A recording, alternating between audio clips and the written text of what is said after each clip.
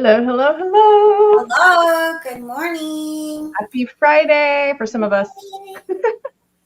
Thank you so much for joining me today. It's Filipino Hustle Fridays with myself, Julia Holly, and Arlah Kate Soriano. Thank you so much, digital Thanks for creator. having me. No, thank you so much. And then, so just a quick intro, and then I'd love for you to dive in to your story because I'm sure you'll do a better job. For those of you who don't know, Arlah immigrated to the US with her family when she was 12, and she started working as a registered nurse when she was 22.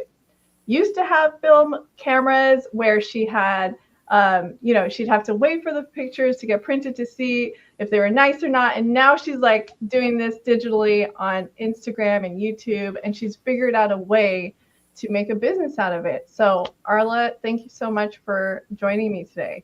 Thank you. So yeah, tell me a little bit more about your journey when your family moved here. What was the adjustment like for you, especially when it was close to your teens? Yes, it was definitely culture shock. I went to like a Catholic private school in the Philippines until I was 12. And so I came here, I think I went into middle school into 7th grade. And it was just so chaotic. Our classrooms in the Philippines were a lot smaller, like not too many students. And then middle school is just insane. Everyone's just so loud. Everyone was like saying curse words. And, it was my first time hearing a lot of them. And so I was like, Oh no. what is this? But then, it took a while to adjust, but I found my people. Yeah. So you were born in Baguio City, right? I was born in Manila, but I grew up in Manila. Okay. So which part of LA did you go to? I don't know that. We're in San Fernando Valley, like right outside LA, over the mountains. Okay. So what's that area like? Because I'm more familiar with like Orange County, Irvine area. Like I lived there for 5 years. And then I have some friends in the LA area, UCLA, around, that neighborhood. Got it. Yeah, so my neighborhood is more like, I want to say, family friendly, not as much traffic. No, it's like suburbia. Yes. That's nice. Suburbia, but like more crowded a little bit, but less crowded than LA. Yeah. So would you say the adjustment was middle school kind of, because middle school, I think in general for everyone is like traumatizing. I think that's when things happen. That's what I've heard. And even for myself, because the transition from elementary school to middle school is really rough for even Americans, so then you having to move from the Philippines during that time and then adjusting to that culture, like you said, the culture shock. But did you find people to, were there Filipinos in the community? Oh, there were so many Filipinos, and I think that helped me adjust quicker. What also helped me a lot was because they actually test you when you come from a different country and you go into school. They do like an English exam, verbal and written, so they know where to place you if they need to place you in like an ESL class, English as a second language class. So they ended up testing me and they put me like in an honors. Oh, awesome. Yeah, I remember my cousin, I think it happened to me too. They did it when my parents moved back to California, ESL, I had to go through that whole program. And my cousins also who moved in high school, same thing. They were advanced, they were ahead. Right. And I think that helped me a lot too. Even though I had an accent when I first came, I knew how to speak English. But, I know it's funny to me when people do that. They need to adjust that. Hello, Filipinos are well educated with English. Okay, so then what made you get into what you do now, which is you still I've always loved taking pictures. I have so many albums of just printed pictures from when I was younger. In high school, I have so many albums. In nursing school, I was the class historian. I was in charge of documenting everything. So I have pictures of everybody and all our events and all that. My husband and I have always loved to travel as well. And so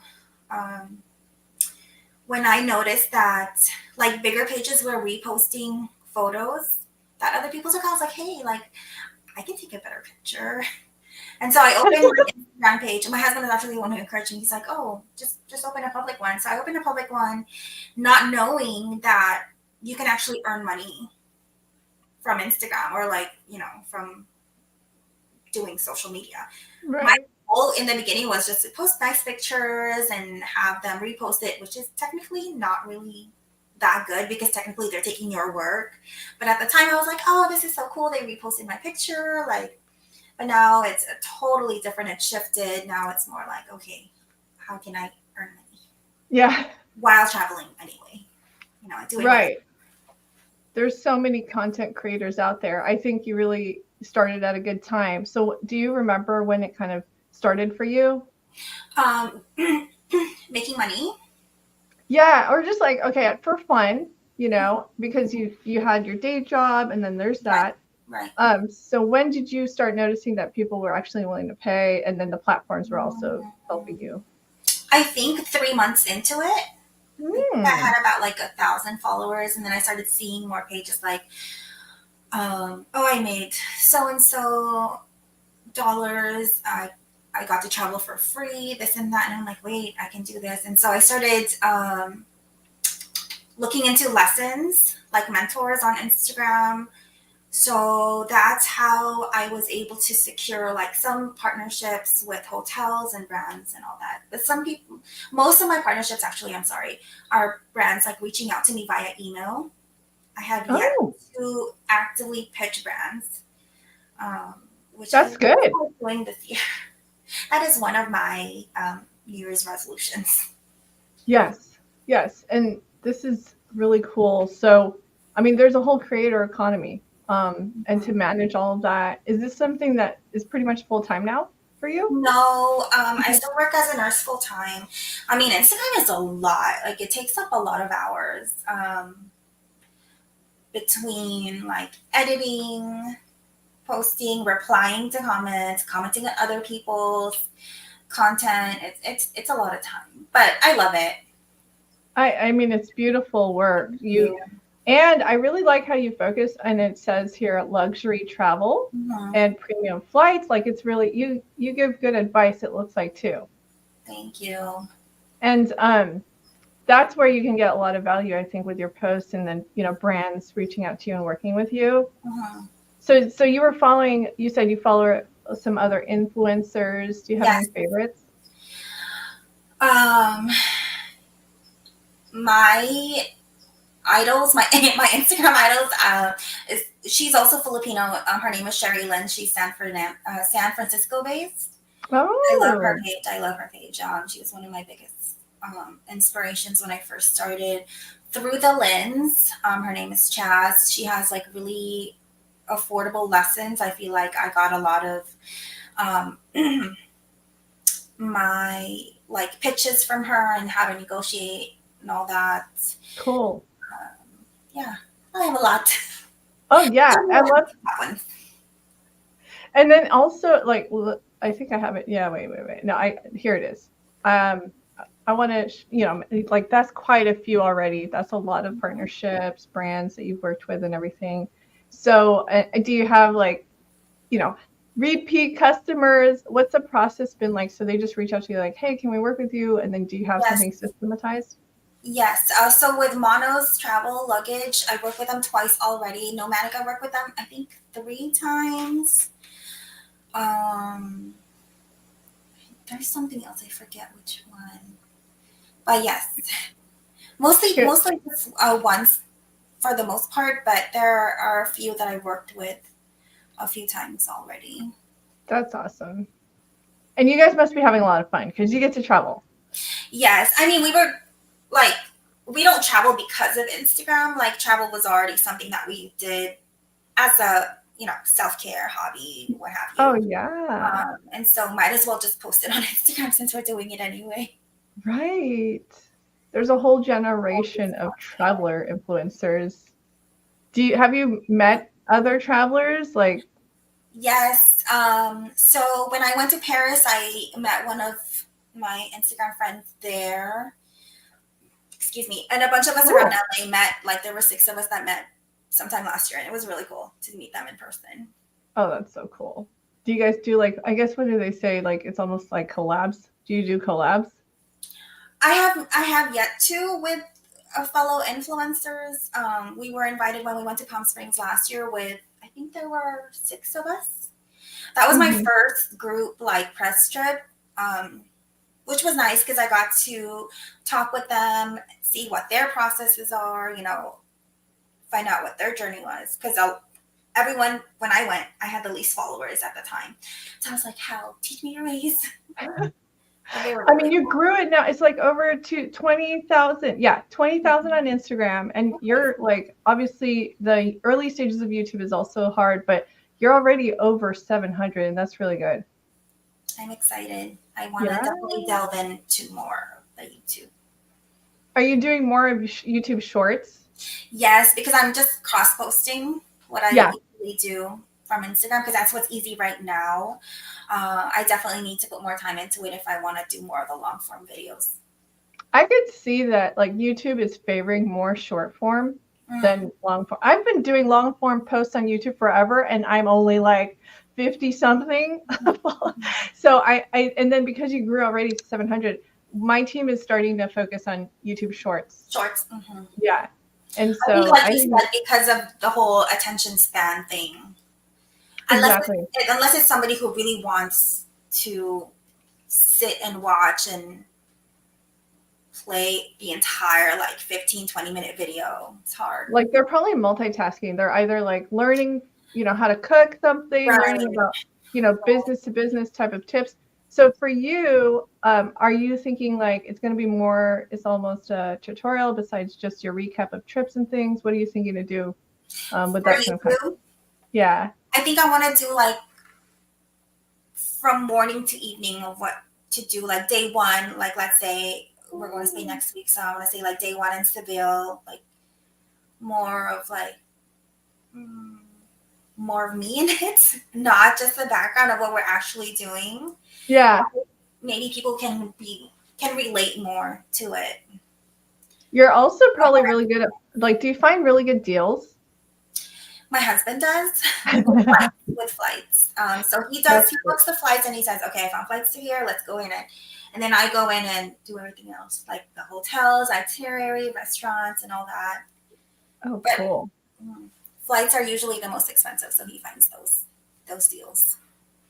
What have you found that has worked really well for you? Like when when you broke from 1,000 on Instagram to then, let's say 5,000 and then to 10,000. Was it like one post that kind of just went viral and then you're like, oh my gosh, I have 20 now?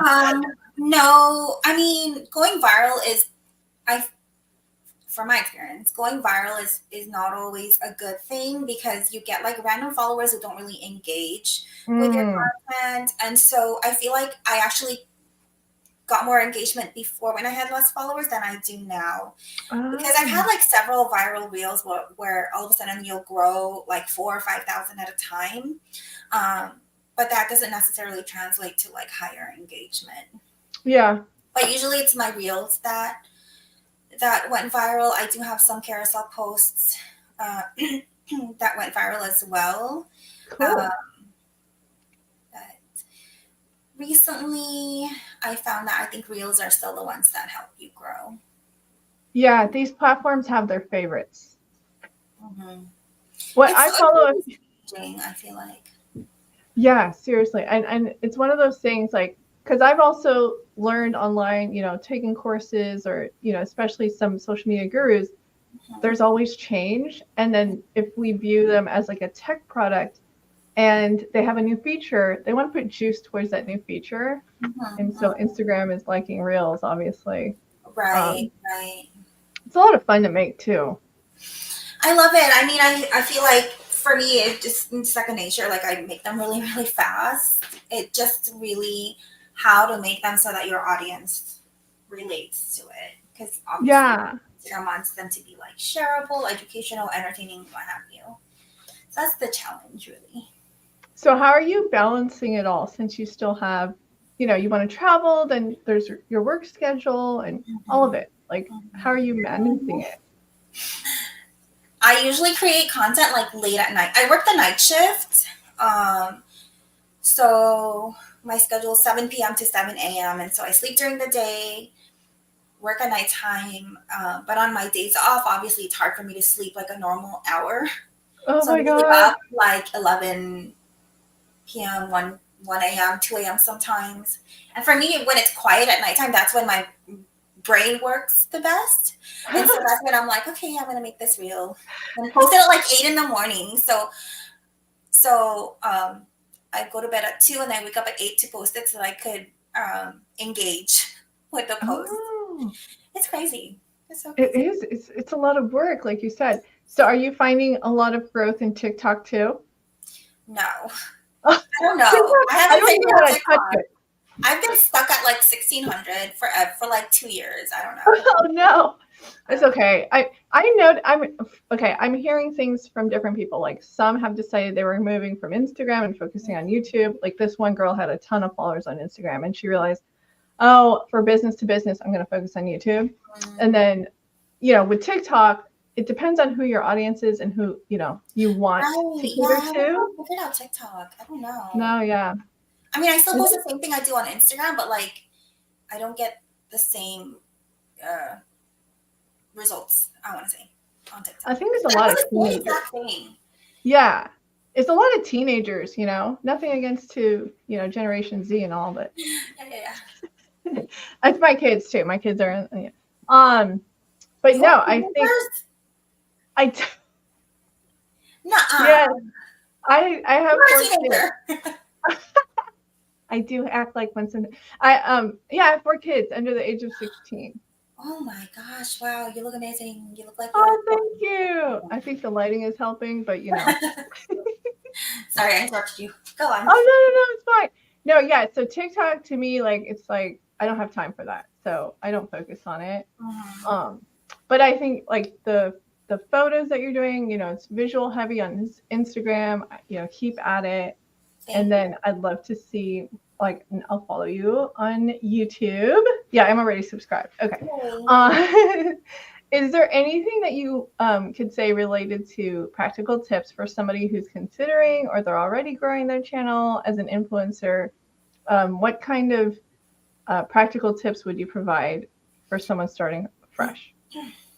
Definitely don't compare yourself to other people because their day 1000 is your day one. So don't compare your results to theirs. Everyone kind of has their own journey. I mean, I have people that I started with 2 years ago who have like 100K now, because they went viral. Obviously, it's hard not to compare yourself like, oh, wait, I'm doing the same thing. Why didn't I grow? But you have to kind of define your success in a different way. Like, okay, I posted something today. That's already successful. I posted something that I loved today. So that's even more successful, So because that'll be a thief of your happiness and your mental health if you compare yourself to other people. I love that. I love how you brought that up too, because social media can also be a source of anxiety for people and affecting people's mental health. So how have you managed to, Oh my gosh, it was bad when I control? first started. Really? It was bad, yes, because I compared myself to other people, I was putting a lot of pressure on myself to be perfect. And then so my husband, he was like,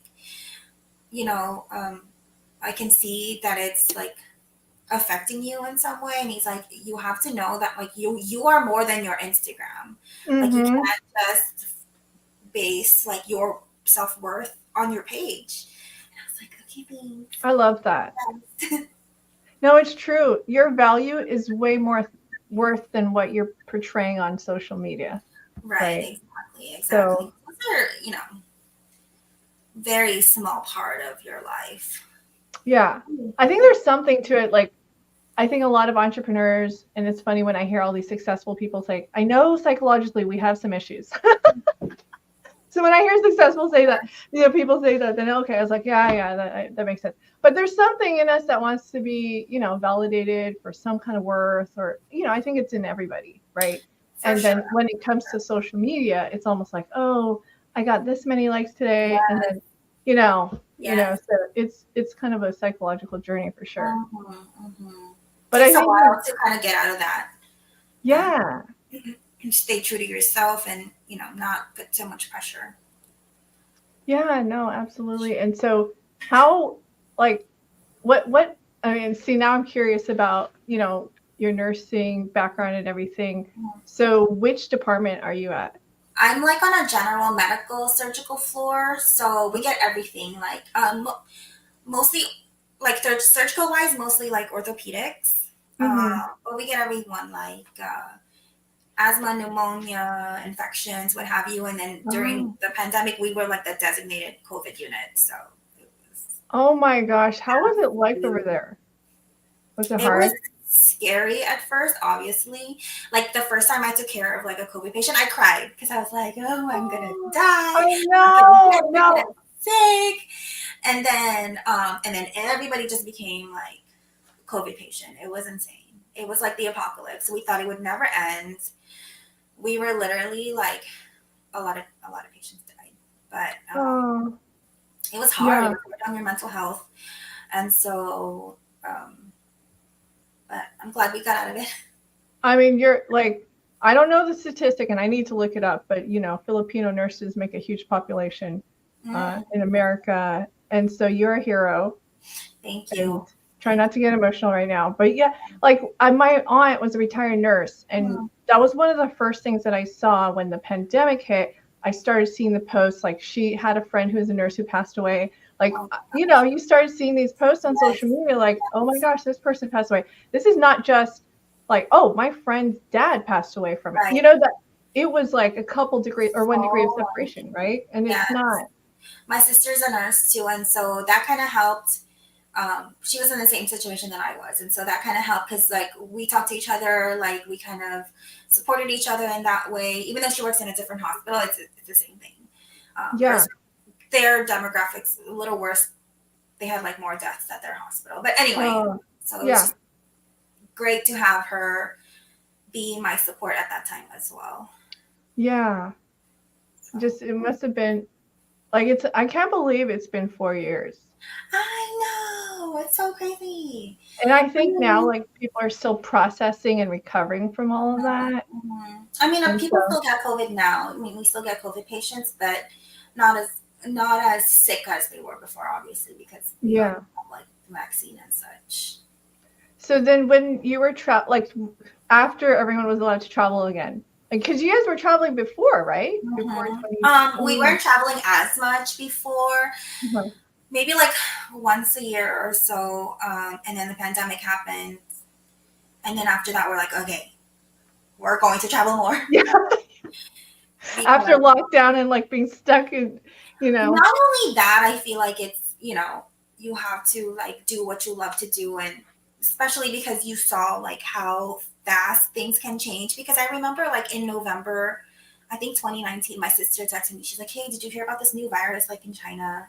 Blah, blah, blah. And I was like, oh, like that's so far away. It's not going to come here, whatever. Come February, it was like, oh my God, what is happening? Serious. No, So, I started seeing headlines like late winter, mhm. but it was obviously still far away. It was still removed from us. But then I started seeing it like some other things were happening in January, not just headlines, but people I knew who were like I had friends in Taiwan that were already getting affected. That kind of thing. I was like, wait, this is not good. This is Right.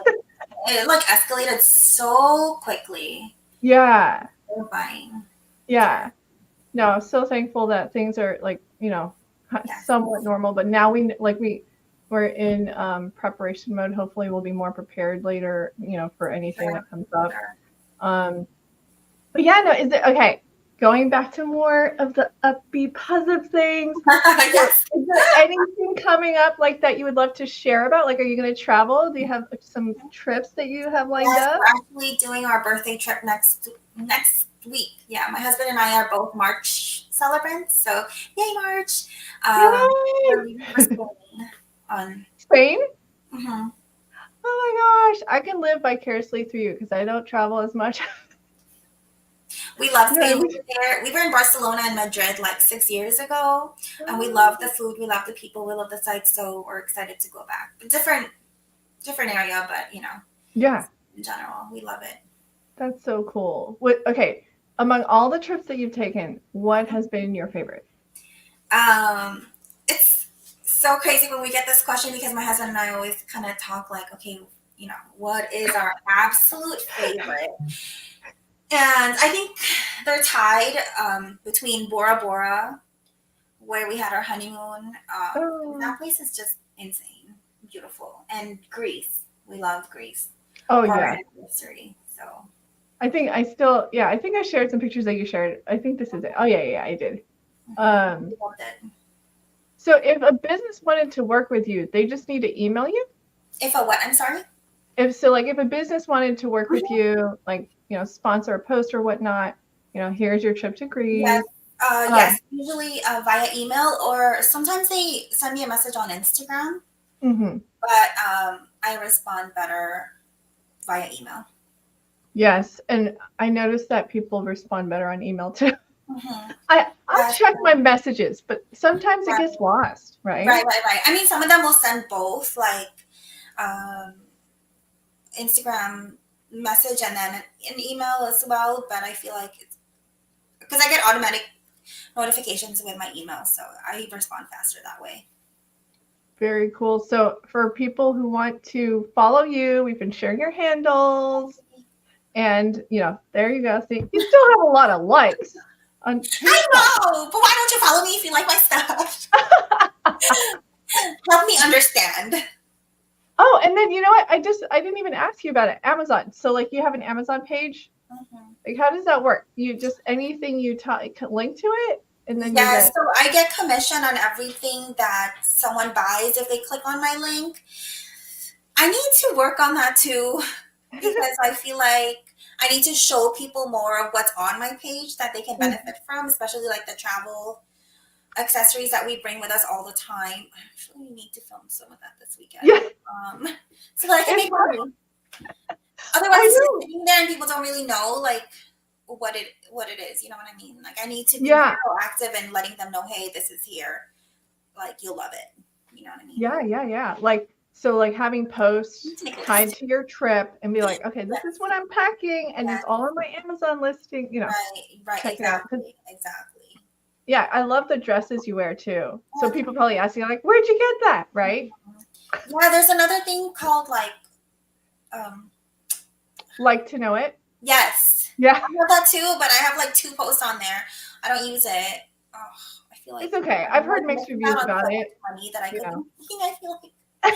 Oh my god. I do because I heard there's mixed reviews, on that like platform. No, I have no experience with it whatsoever, but it might be, if you focus on just like Amazon, there's your email for anyone who wants to do business. And so like maybe just focus on one platform. I know, yes. So let's because you're busy. You got your trip. It's too much. I can't handle it. It is. Is there anything else you'd love to, share as kind of like a concluding word before we close out? To anyone aspiring to be a creator, I just want to say go for it. Don't be scared. Be yourself. Just post it. It doesn't have to be perfect. Yes. Because it's only going to get better from there. Exactly. And to those who are hesitating to book that trip, just book it. I love it. So awesome.